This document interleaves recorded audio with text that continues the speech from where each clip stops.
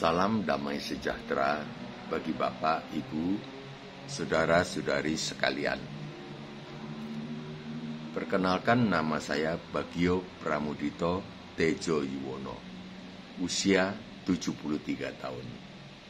Orang awam, bukan YouTuber.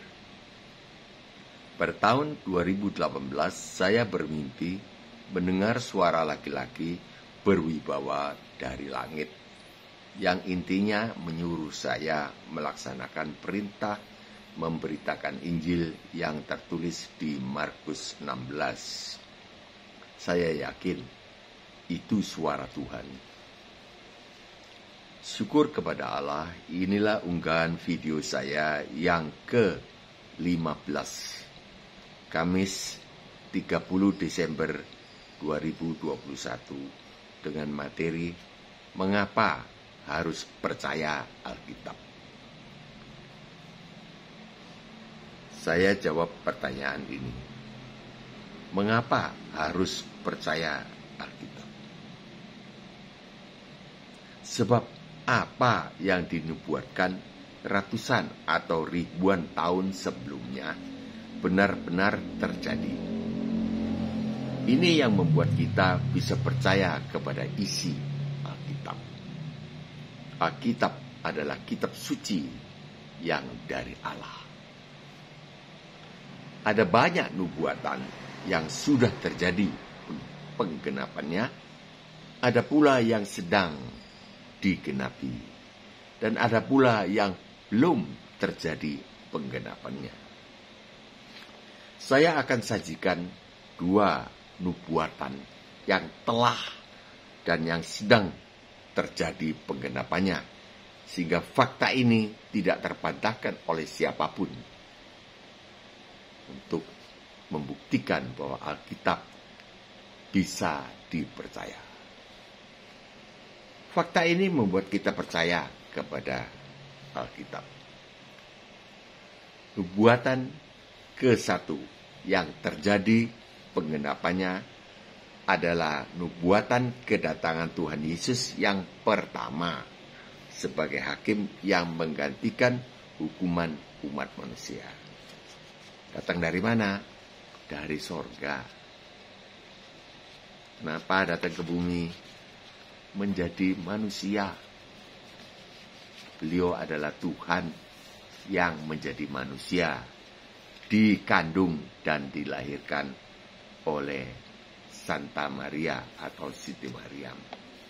Beliau orang besar yang tidak berdosa, karena tidak terjadi dari benih manusia, benih laki-laki dan perempuan. Bukan terjadi. Beliau sudah ada sebelum Abraham dijadikan di dalam rahim ibunya.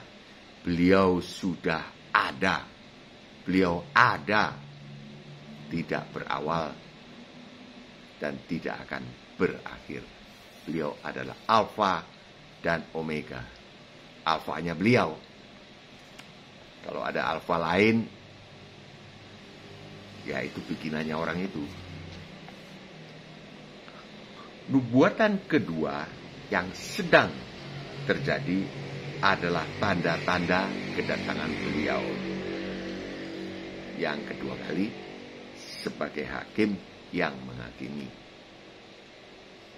Tanda-tanda ini menunjukkan bahwa kedatangan beliau yang kedua ini segera terjadi. Jadi kedatangan pertama dinubuatkan oleh Nabi Yesaya 125 tahun sebelum Yesus Kristus dilahirkan ke dunia. Yesaya 7:14. Sebab itu Tuhan sendirilah yang akan memberikan kepadamu suatu tak pertanda. Sesungguhnya seorang perempuan muda mengandung dan akan melahirkan seorang anak laki-laki, dan ia akan menamakan dia Immanuel. Penggenapannya di Perjanjian Baru. Matius 1 ayat 18. Pada waktu Maria ibunya bertunangan dengan Yusuf, ternyata ia mengandung dari Roh Kudus sebelum mereka hidup sebagai suami istri. Ini ayatnya. Kelahiran Yesus Kristus sudah digenapi, dan sampai sekarang penggenapan nubuatan kelahiran beliau ini sudah 2021 tahun yang lampau. Sesuai dengan tahun yang sekarang ini, diawali tahun 1 adalah awalnya kelahiran Tuhan Yesus ke bumi. Dulu tidak berdaging, di sorga, turun ke dunia, dikandung dan dilahirkan oleh Santa Maria atau Siti Maryam. Dilahirkan sebagai orang yang tidak berdosa. Kemudian menunaikan tugasnya di atas muka bumi selama 33 tahun. Selama 33 tahun itu orang. Yesus itu orang. Tidak usah berdaya upaya membuktikan orang. Memang orang. Diakui. Alkitab mengatakan itu orang. Tapi selama 33 tahun saja. Sebelum dikandung oleh Siti Maryam, beliau adalah Tuhan di sorga, tidak berdaging. Turun ke bumi melalui Siti Maryam, dikandung dan dilahirkan sebagai manusia. Manusia tidak berdosa. Ini masalahnya, ini penyediaan manusia tidak berdosa ini. Tidak ada di bumi. Semua orang berdosa. Untuk apa disediakan manusia tidak berdosa ini? Untuk menjadi kurban, menggantikan umat manusia.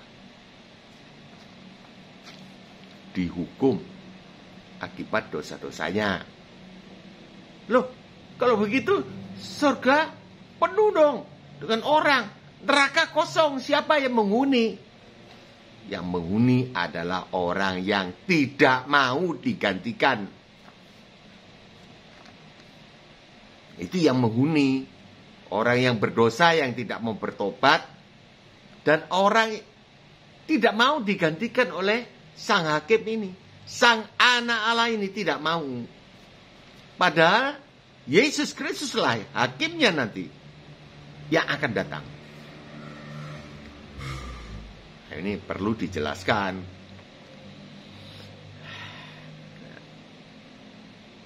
Kelahiran beliau dinubuatkan 125 tahun sebelumnya. Sumber adalah Google. Ingat, saya orang awam. Tapi semua yang saya beritakan adalah sesuai dengan Alkitab yang kita bisa percaya. Dan saya tulis sebelumnya, saya unggah. Cek and recheck. Ulang lagi. Benarkah? Tanya kepada Roh Kudus. Bisakah disampaikan? Jadi kelahiran Yesus Kristus ke dunia sudah digenapi. Tahun 1 Masehi. Itu kira-kira, memang pada waktu itu belum dicatat-catat. Tapi tidak akan luput sampai 1000 tahun atau apa meleset, tidak. Sebab tahun 1 Masehi. Saya lahir 1948 tahun Masehi. Itu tahunnya Yesus Kristus. Ada orang yang berkata, itu kan dongeng hari Natal saja, Pak Bagio. Dongeng hari Natal. Memang hari Natal diceritakan lagi. Yesus lahirlah seorang anak di Bethlehem, di Nazaret, asalnya ibunya. Itu dongeng Natal. Saya jawab, jadi Anda tidak percaya bahwa Yesus Kristus pernah lahir ke dunia? Dia tidak jawab. Ya, artinya ada orang yang tidak percaya sejarah. Pikiran yang demikian berada di belahan lain daripada diri seseorang. Pikiran yang secara samar-samar membayangi pikiran orang. Sehingga dia tidak peduli dengan berita keselamatan kekal di dalam Tuhan Yesus Kristus yang diberitakan kepadanya. Karena dia tidak percaya Yesus Kristus pernah lahir ke bumi. Tidak pernah. Tidak pernah itu terjadi, Pak Bagio. Itu dongeng. Tidak sedikit jumlahnya orang yang berpikir seperti ini. Mereka tidak percaya akan suatu fakta sejarah. Karena sejarah itu tidak dilihat olehnya. Dan sejarah itu dituturkan oleh orang lain. Barangkali pikiran demikian dipengaruhi oleh peribahasa dunia yang mengatakan seeing is believing. Jika saya melihat, barulah saya percaya.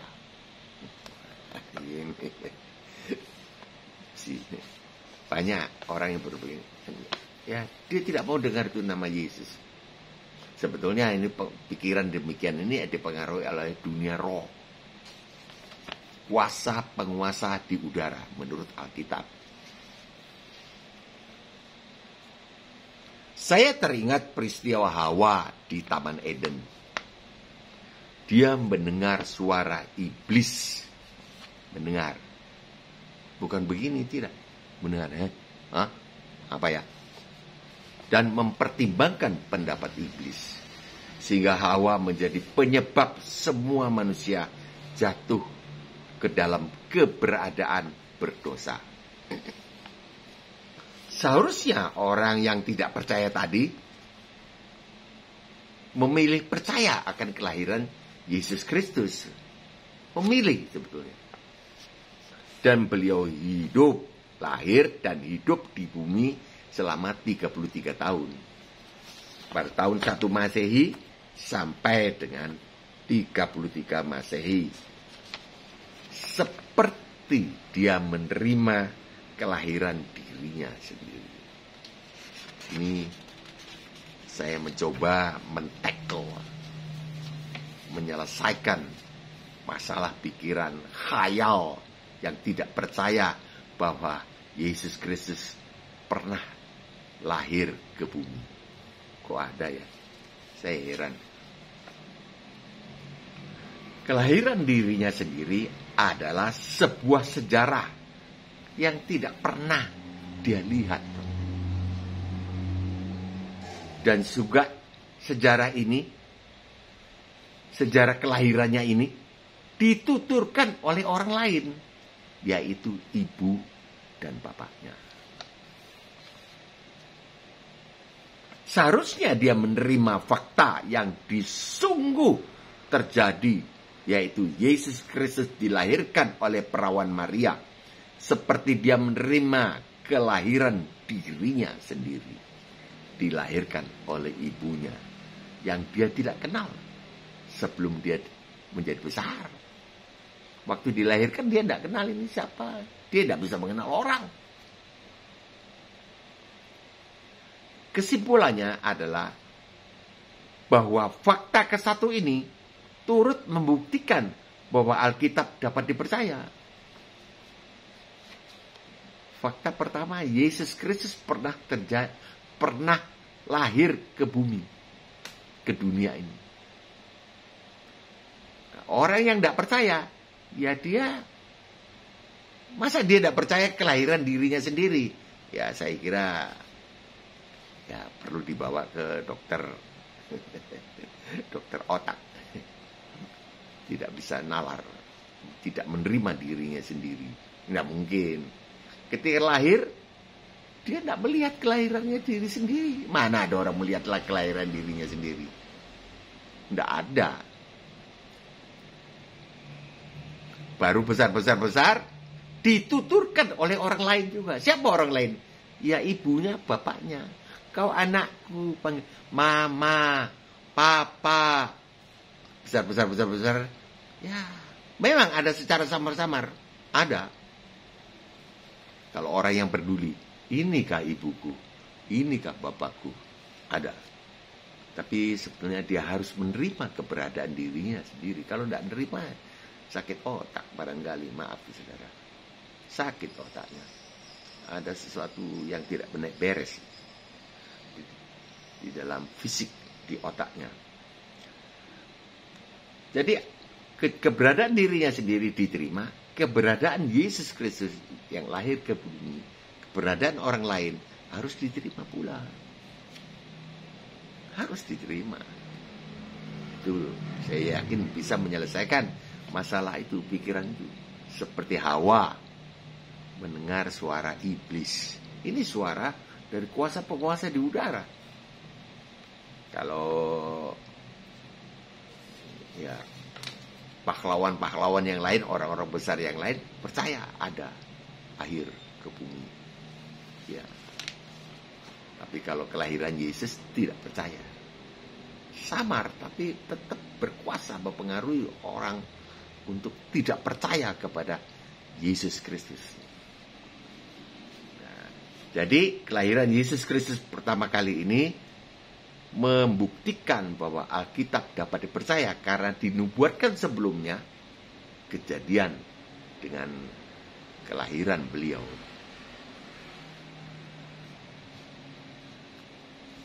Fakta kedua, dinubuatkan oleh Tuhan Yesus sendiri. Dinubuatkan oleh Tuhan Yesus sendiri. Pada tahun 30 Masehi, sebelum disalib. Jadi waktu pelayanannya Tuhan Yesus di atas muka bumi, beliau menubuatkan, memberitahukan sejarah yang akan ditulis, yang ditulis sebelum peristiwanya terjadi.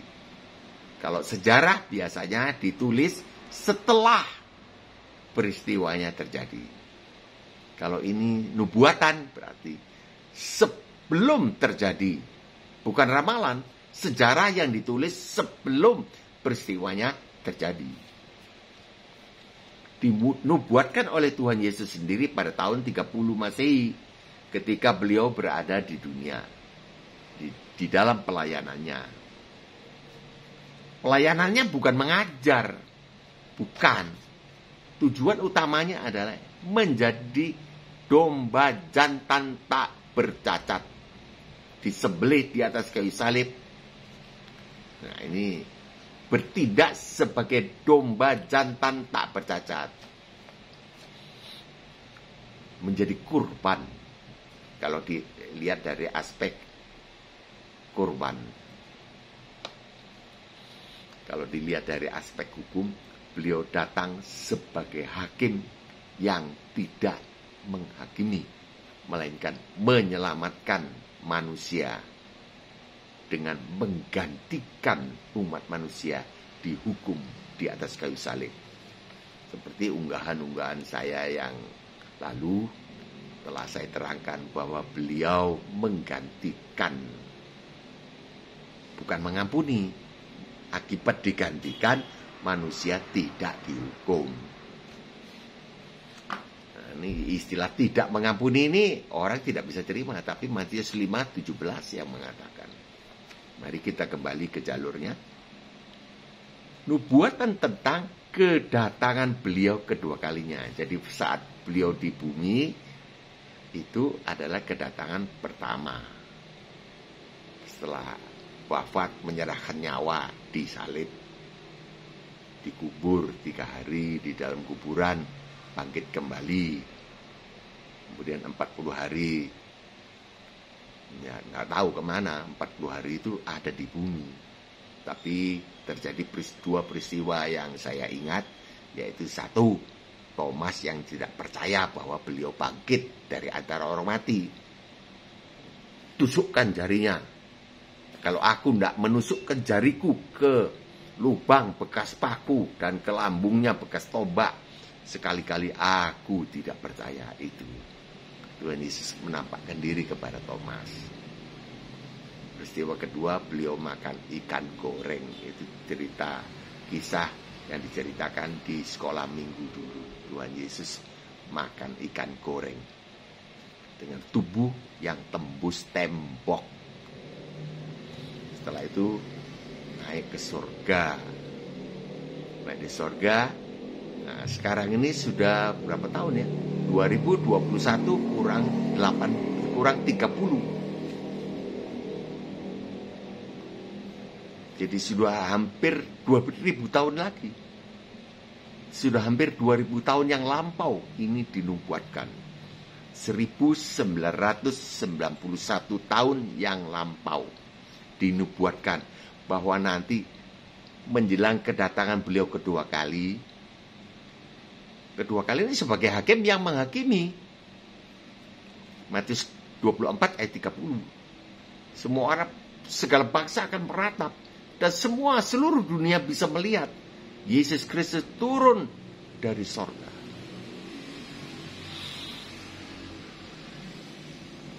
Nubuatan ini sampai sekarang di akhir tahun 2021 ini sudah 1991 tahun yang lampau. Kurang 9 tahun, 2000 tahun. Dan yang sedang terjadi digenapi di muka mata kita. Tanda-tanda ini yang dinubuatkan oleh beliau sedang terjadi dan kita bisa melihat sendiri tanda-tanda ini. Jika tanda-tanda ini terjadi, Tuhan Yesus akan segera datang. Sudah di muka pintu. Bahkan kita mengalaminya. Tanda-tanda ini kita mengalaminya. Orang makan dan minum. Ini yang dinubuatkan oleh Tuhan Yesus. Nanti menjelang kedatanganku yang kedua, orang makan dan minum. Kawin dan mengawinkan. Gempa bumi terjadi di mana-mana. Pemberontakan, kelaparan di Afrika, suku Rohingya kelaparan, dan penyakit sampar COVID-19 timbul versi baru, Omikron, yang sedang kita gumuli dengan protokol kesehatan, mengenakan masker dan sebagainya. Matius 24 ayat 33. Demikian juga jika kamu melihat semuanya ini, ketahuilah bahwa waktunya sudah dekat, sudah di ambang pintu. Ayat 38, ya ini yang dimaksud ini. Jika kamu melihat ini ayat 38 yang ditulis. Yang ditulis di ayat 38 inilah yang dimaksud ini. Jika kamu melihat semuanya ini. 38. Sebab sebagaimana mereka pada zaman sebelum air bah itu. Air bah zaman Nuh. Makan dan minum, kawin dan mengawinkan. Sampai kepada hari Nuh masuk ke dalam bahtera. Dan mereka 39. Dan mereka tidak tahu akan sesuatu. Sebelum air bah itu datang dan melenyapkan mereka semua. Demikian pula lah halnya kelak pada kedatangan anak manusia. Beliau membahasakan dirinya adalah anak manusia. Ya, kalau mau tegasnya, demikian pula lah halnya kelak pada kedatanganku. Tapi beliau halus. Tuhan Yesus memberi contoh halus caranya. Rendah hati. Fakta ini, orang makan dan minum, kawin dan mengawinkan, tidak bisa ada keraguan sedikit pun seperti kelahiran Tuhan Yesus yang kita bahas tadi. Sebab semuanya sedang terjadi di muka mata kita sekalian. Di muka mata ini. Kalau tadi masih diragukan karena sudah lama terjadinya. Kan sudah 2021 tahun yang lampau Tuhan Yesus lahir ke bumi menjadi manusia. menjadi daging, berada di dalam daging. Itu ya istilah Roma 8 ayat 8, pasal 8 ayat 3. Mengutus anaknya sendiri di dalam daging. Yesus Kristus adalah Allah, Tuhan di dalam daging. Dulu di sorga, di dalam roh. Jadi tidak perlu ada orang-orang yang sibuk membuktikan bahwa Yesus itu orang. Dilahirkan oleh seorang perempuan, dicebokin katanya. Makan sakit, dipaku sakit, sakit. Mati di kain kafan. Tapi orang-orang ini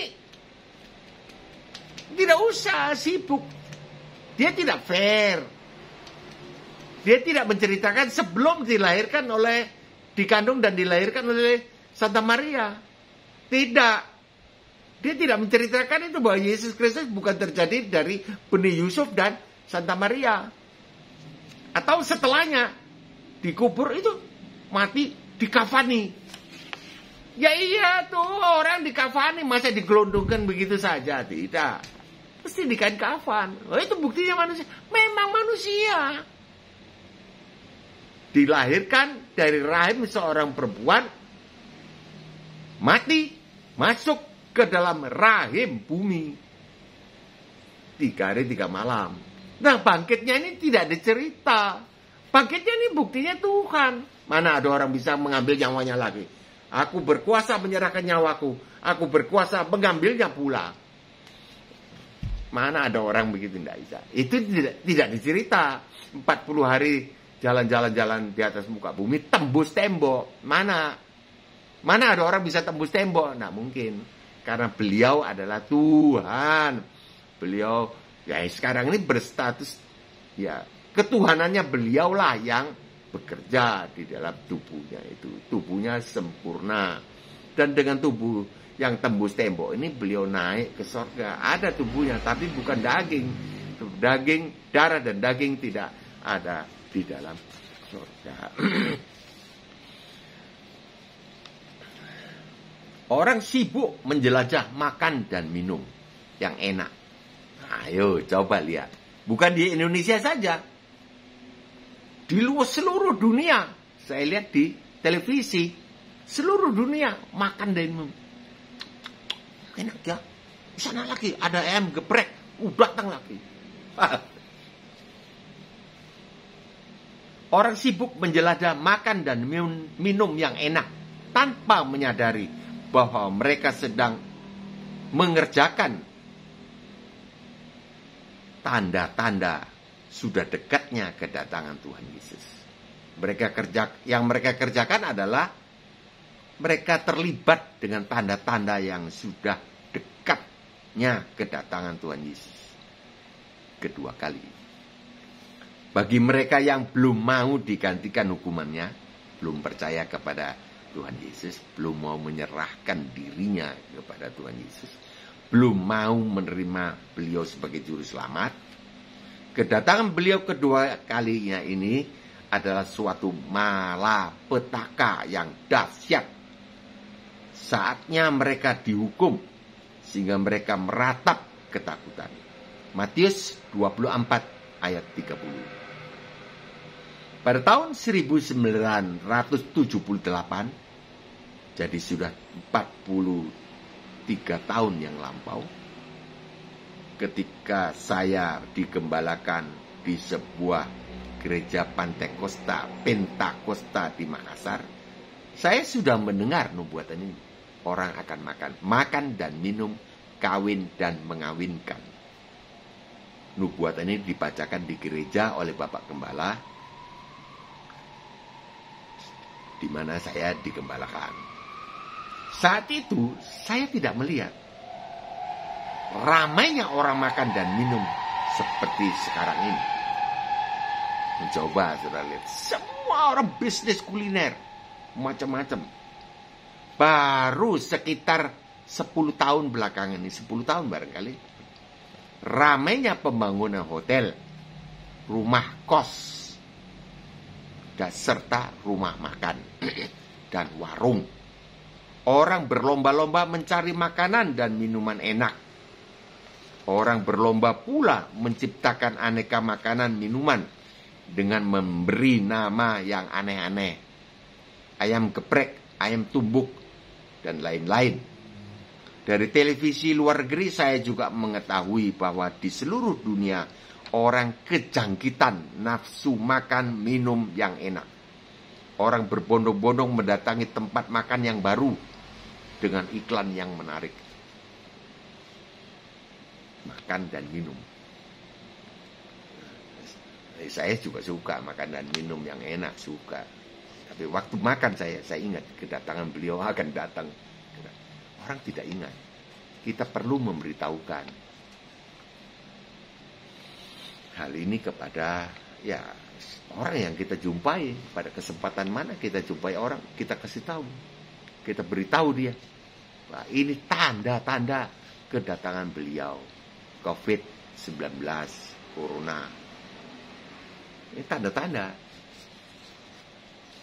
Di samping itu, apa yang dinubuatkan 1991 tahun yang lampau sudah dan sedang digenapi di muka mata kita. Orang kawin dan mengawinkan. Bukan di catatan sipil atau di KUA, bukan. Yang dimaksud adalah kegiatan seks abnormal. Katakanlah seks hewani. Meningkat pesat. 30 tahun yang lampau kita mendengar istilah kumpul kebo, yaitu hidup bersama pria wanita tidak diikat oleh pernikahan. Itu saja sudah merupakan penyimpangan yang belum pernah terjadi sebelumnya. Ini 30 tahun ya kira-kira. Kumpul kebo, wah, heboh. Kumpul kebo menjadi sorotan masyarakat. Waduh, itu kumpul kebo itu. Belakangan ini kita mendengar perilaku seks yang jauh lebih seram daripada itu. Berita-berita ayah menggauli beberapa anak kandungnya, anak gadisnya. Guru sekolah dan guru agama meniduri anak-anak didiknya sampai melahirkan anak lebih dari satu kali. Berarti nggak tahu ya, kalau dipaksa ya mungkin satu kali, tapi kalau lebih dari satu kali ya nggak tahu ya, ini ditebak sendiri aja. Beberapa negara mengesahkan pernikahan sejenis.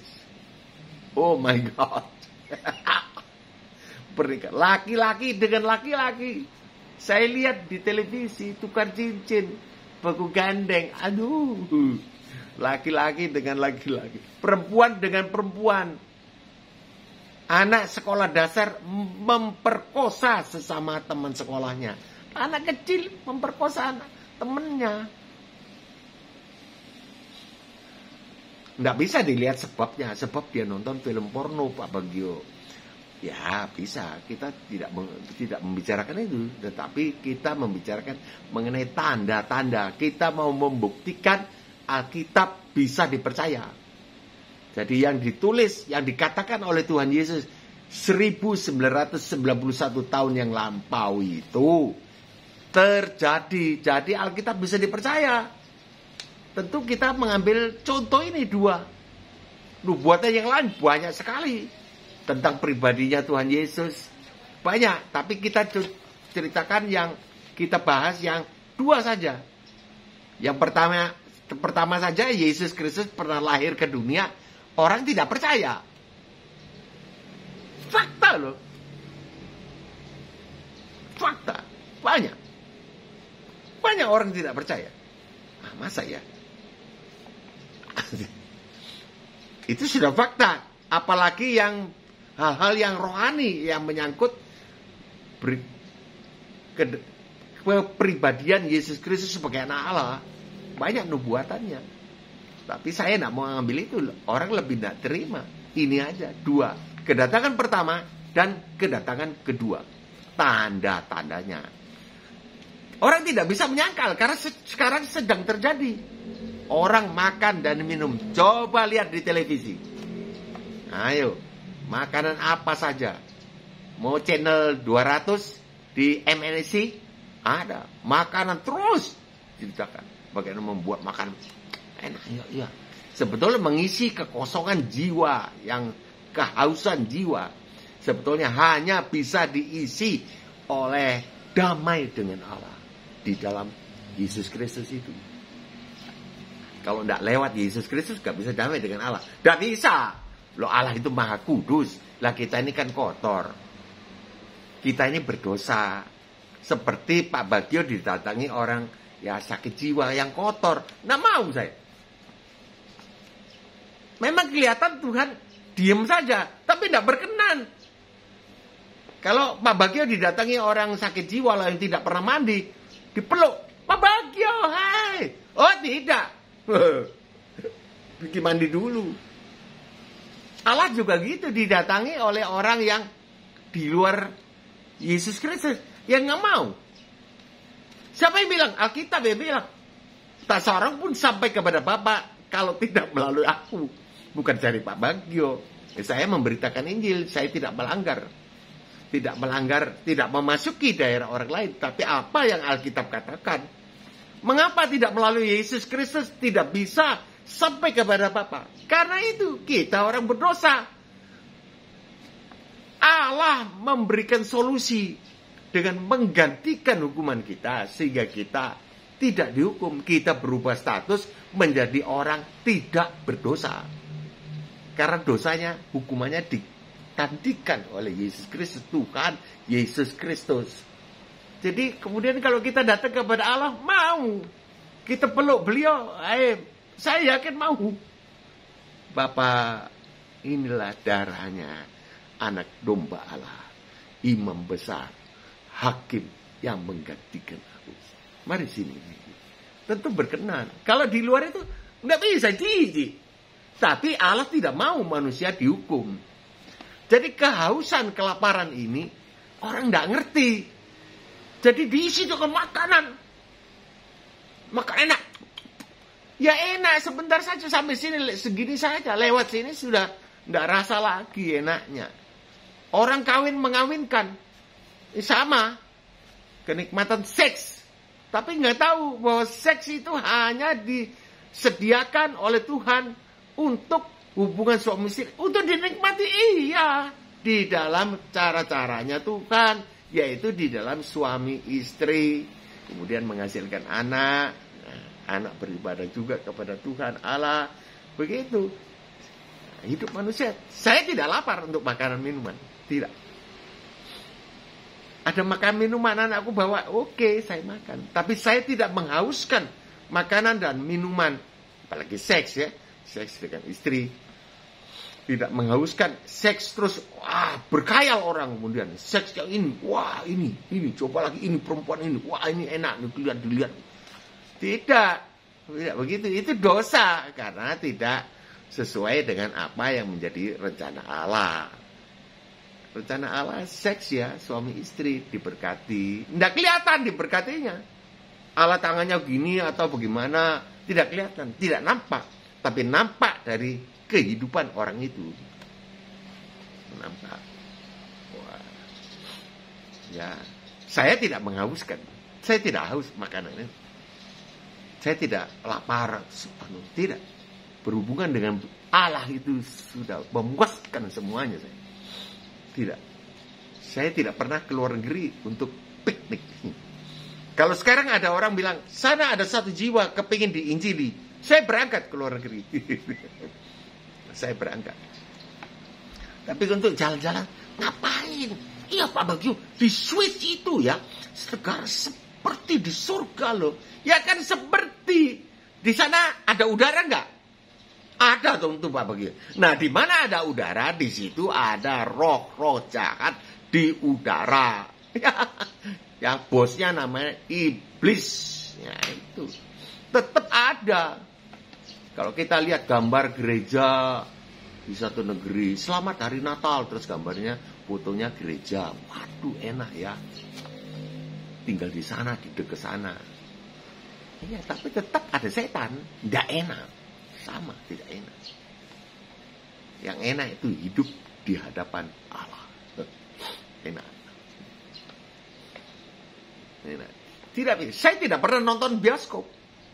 Sejak 1978, saya tidak pernah nonton bioskop. Nonton film lah. Cerita romantik, apa. Tapi tidak pernah. Terus dor. Ada pengkhianatan, perselingkuhan, tidak pernah. Karena nonton itu sebetulnya orang mencoba mengisi jiwanya dengan sesuatu. Ya itu cerita begitu. Kalau yang cerita itu orang yang membuat cerita itu orang yang tidak dikuduskan, kita terpercik ketidakkudusannya. Tidak kudus itu dosa. Lalu kita putus hubungan dengan Allah. Tidak enak. Buat saya tidak enak. Kalau berbuat salah, tidak enak. Apalagi baca buku. Wah, romans. Begini. Apalagi cerita silat. Pasti balas dendam isinya. Saya baca dulu. 1 jilid. Ya. Itu 42 jilid. Jadi 1 kisah 42 buku. Bukan main. Semua isinya balas dendam. Kalau tidak bisa balas, anaknya yang balas. Itu tidak bisa. Balas dendam tidak bisa. Dendam itu penyembahan berhala. Dosa. Ya, apalagi perselingkuhan, terus diracun, terus begini, begitu. Tidak mau saya. Apalagi nonton filmnya. Kalau baca buku ini, tulisan kita konversi menjadi gambar. Wah, ya. Begini. Kalau film, langsung hidup. Gambar hidup. Wah, lebih hebat lagi. Pengaruhnya masuk di otak. Itu yang kita kerjakan kemudian. Manusia kerjakan. Saya tidak mau. Ini ke Bapak Gembala yang ngajari. Terima kasih. Tuhan memberkati Bapak Gembala. Bukan main peran beliau. Tidak pernah saya nonton. Tinju enggak mau. Bola bolehlah. Bola itu isinya apa? Iri hati. Tadi malam saya nonton 4-0. Indonesia kalah dari Thailand. Ini soal isi hati kita. Bagaimana kesemakan. Kesemakan firman Tuhan. Begini ya. Begini. Senang. Yang senang ya sesungguhnya. Jadi ini yang dimaksudkan makan dan minum, kawin dan mengawinkan. Ini karena mau mengisi kekosongan hati. Nanti pada saat ini menjelang kedatangan beliau ini, orang haus akan itu. Sudah terjadi penyakit sampar ya, penyakit menular, pandemi. Pandemi COVID-19 ini kita kira sudah hampir habis. Muncul lagi Omikron. Tidak ada perlindungan lain selain daripada darahnya Tuhan Yesus. Tidak ada. Memang usaha prokes tetap kita jalankan. Pakai masker, cuci tangan, menjauhi kerumunan. Tapi perlindungan kita tetap satu. Yesus Kristus di atas kayu salib menanggung segala cilaka. Beliau melindungi kita. Ya tidak kelihatan perlindungannya. Kalau orang melindungi ya terus sudah sampingnya kiri kanan bodyguard. Nah, Tuhan Yesus ada, Roh Kudus ada. Tidak kelihatan, tidak nampak oleh mata ini. Tapi orang yang kalau saya bersandar, tolong saya mau buka maskerku Tuhan. Mau makan di rumah makan. Bagaimana kalau tidak dibuka kan tidak bisa makan. Saya berlindung dalam darahnya Tuhan Yesus. Buka, makan. Terus makan cepat-cepat keluar dari rumah makan. Cari rumah makan juga cari rumah makan yang besar. Maksudnya jangan berjubel. Yang lega gitu. Nah, jadi kita tanda-tanda ini sudah ada di muka mata kita. Kita tidak bisa menyangkal. tanda-tanda ini terjadi, pasti kedatangan beliau terjadi juga. Tapi yang belum terjadi masih banyak, yaitu siksa orang Kristen. Dibunuh. Nah, belum pernah terjadi siksa yang sedemikian. Sebelum dan sesudah ini. Dibunuh, dibenci, ditangkap, dimasukkan rumah ibadat. Rumah ibadat yang mana, enggak tahu saya. Enggak tahu. Tidak ada pendeta yang berani bilang enggak tahu. Saya berani bilang, ke saya orang awam. Tapi kalau saya katakan, pasti itu. Kalau yang enggak tahu, ya bilang enggak tahu. Orang Eskimo selamat enggak Pak Bagio? Enggak tahu saya. Karena yang ditulis, barang siapa percaya tidak binasa. Barang siapa tidak percaya, barang siapa tidak percaya, pasti binasa. Lah orang Eskimo kan tidak pernah mendengar Pak Bagio. Nggak tahu saya. Lu kok Pak Bagio nggak tahu? Iya, ketidaktahuan saya tidak mempengaruhi keselamatan saya di atas muka bumi sampai masuk ke surga. Jangan bilang begini-begitu dengan berpendapat. Alkitab tidak tulis. Yang Tuhan Yesus katakan di Yohanes 3:16, dikaruniakannya anaknya yang tunggal, supaya setiap orang yang percaya artinya mau. Lah kalau dia tidak pernah mendengar bagaimana? Dia tidak bisa percaya, masa disalahkan, masa dimasukkan neraka? Saya tidak tahu. Saya tidak tahu. Tanya Tuhan saja. Kenapa Tuhan tidak tulis di Alkitab? Saya tidak tahu. Kalau ditulis Alkitab, saya percaya. Karena dua bukti ini. Yesus Kristus dinubuatkan seorang anak darah akan melahirkan seorang anak laki-laki. Just Tuhan Yesus lahir. Mana ada anak darah bisa melahirkan? Nggak ada. Ini melahirkan, mengandung karena Roh Kudus.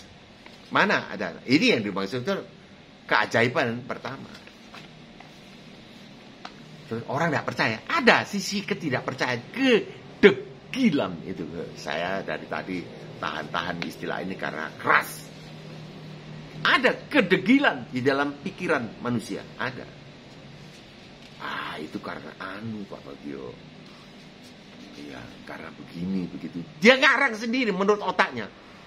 Tidak percaya fakta, tidak percaya. Saya tidak ngerti. Yesus Kristus sekarang ini mengunjungi beribu-ribu orang. Golongan tertentu. Masih tidak percaya kok. Saya tidak ngerti. Dilihat aja.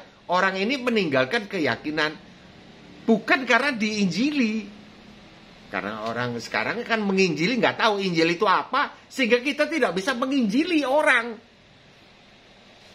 Injil adalah manusia berdosa. Diselesaikan dosanya. Tidak selamat kalau dosa. Dihukum. Diselesaikan oleh Allah. Dengan jalan mengutus anaknya sendiri. Anak Allah. Ya diterima saja. Anak Allah. Allah kedua. Salah ngomongnya. Anak Allah ya pribadi Allah. Yang menjadi manusia. Bapa, Putra, Roh Kudus. Ya diterima saja. Manfaatnya yang kita terima. Kalau saya begitu saja. Saya sudah jelaskan di unggahan yang lalu. Sama kita menerima sunat. Tidak masuk akal. Tapi kita lakukan. Itu. Jadi jangan cari-cari ketidakpercayaan.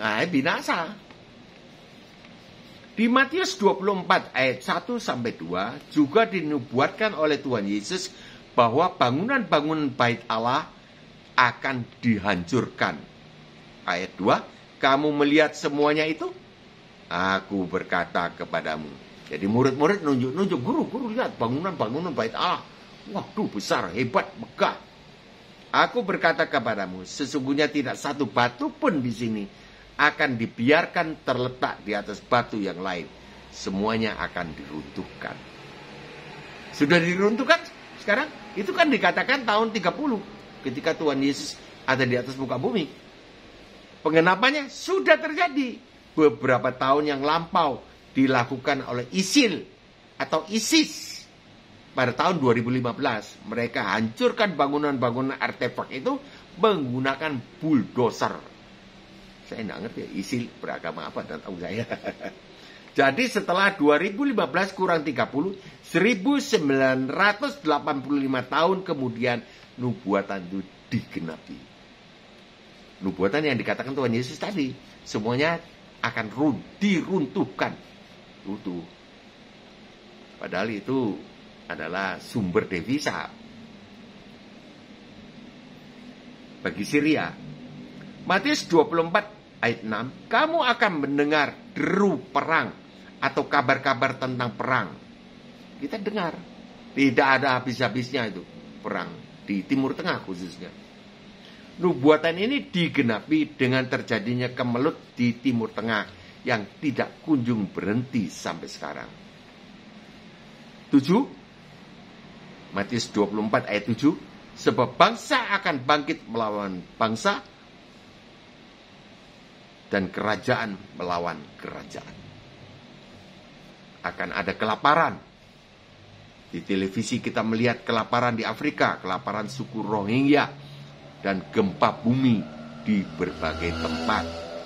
Dulu ketika saya masih kecil, mendengar kabar tentang gempa bumi itu selang waktu yang lama. Satu kali ada gempa bumi di sana. Lama ada dengar. Mungkin 10-15 tahun. Ada gempa bumi lagi. Kira-kira selang 10-15 tahun terjadi satu kali. Sekarang hampir setiap saat. Hampir setiap saat. Kita mendengar terjadinya gempa bumi. Lokasinya pun berpindah-pindah. Lukas 21 ayat 11. Dan akan terjadi gempa bumi yang dahsyat.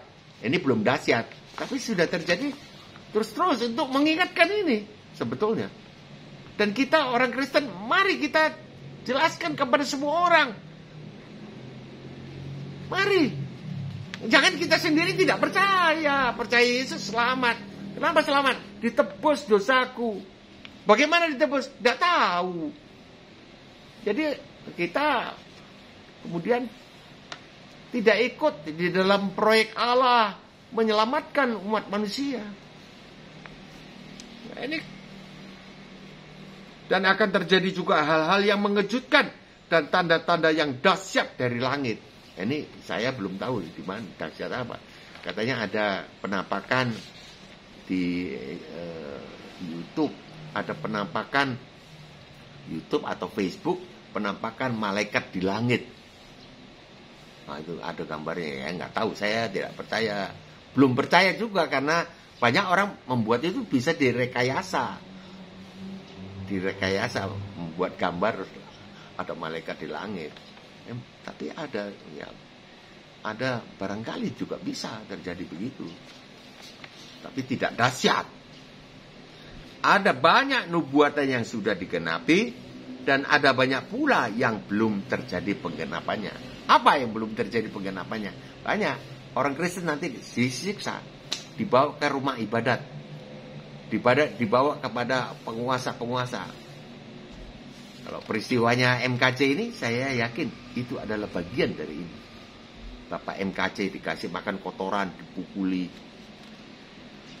Terjadi ketidakadilan. Terjadi.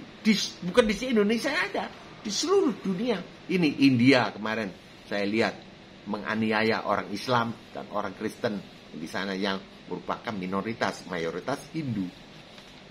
Kemarin saya lihat di televisi menganiaya, ada korban juga sampai. Ya. Nah, ini nubuatan yang belum dan ya, ini mulai terjadi. Nanti kita orang Kristen dianiaya sampai oleh orang serumah lagi. Ayah menyerahkan anak, anak menyerahkan orang tua. Duh, saya aduh Tuhan, anak cucuku Tuhan. Dan kedatangan beliau sendiri yang kedua, di kedua kali belum terjadi dan akan terjadi dan pasti terjadi, pasti terjadi. Nah ini sekarang ini kan ditunjukkan ini supaya orang sadarlah, alert, waspada, pasti dan segala bangsa akan meratap.